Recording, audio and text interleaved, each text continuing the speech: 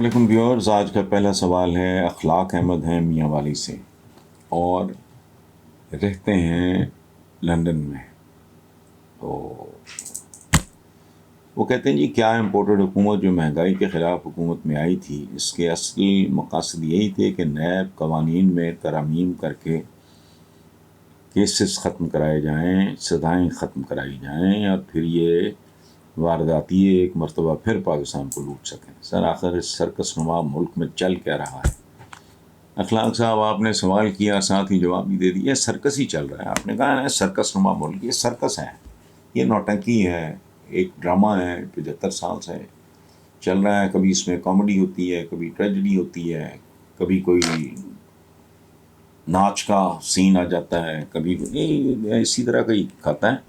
اور اگر یہ ایسا نہ ہوتا تو آپ یقین کریں پاکستان قرضوں کی دلدل میں اس طرح غرق ہونے کا سوال ہی پیدا نہیں ہوتا.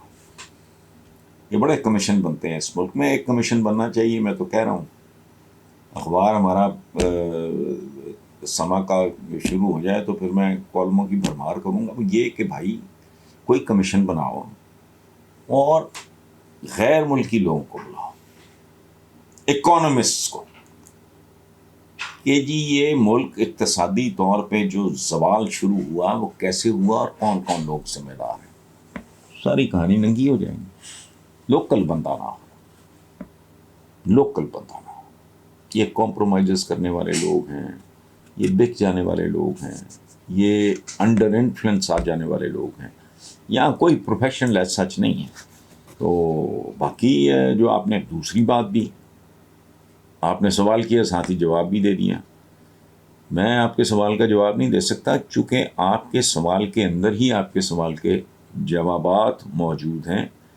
مثلا یہ جو کہا آپ نے کہ کیا ان کے اصل مقاصد یہی تھے کہ نیب قوانین میں ترامیم کر کے کیسز ختم کیے جائیں، سزائیں ختم کرائی جا سکیں تاکہ یہ پھر پاکستان کو. تو بالکل یہی بات ہے. اور کیا کرنا ہے؟ بندہ اتنا کچھ ہو گیا ہو نا، آدمی لعنت نہیں بھیجتا کہ چھوڑو. اگر آپ خدمت، پہلی بات تو یہ مجھے آج تک سمجھ نہیں آئی، جو بندہ اسمبلی میں، سینٹ میں یا جہاں کہیں بھی ہوتا ہے اس طرح کے، وہ سارے پاکستان کے ویل وشر ہیں، عوام کے بڑے چاہنے والے ہیں. ملک کا بیڑا غرق ہے. کیا یہ سارے عیدی ہیں؟ ایک عیدی اس ملک میں لوگ آج بھی محبت اور احترام سے ان کا نام لیتے ہیں.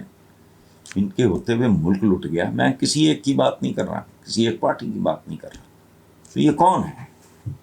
یہ کیا کرنے آتے ہیں؟ ان کے حالات دیکھتے ہی دیکھتے ضربے کیسے کھا جاتے ہیں.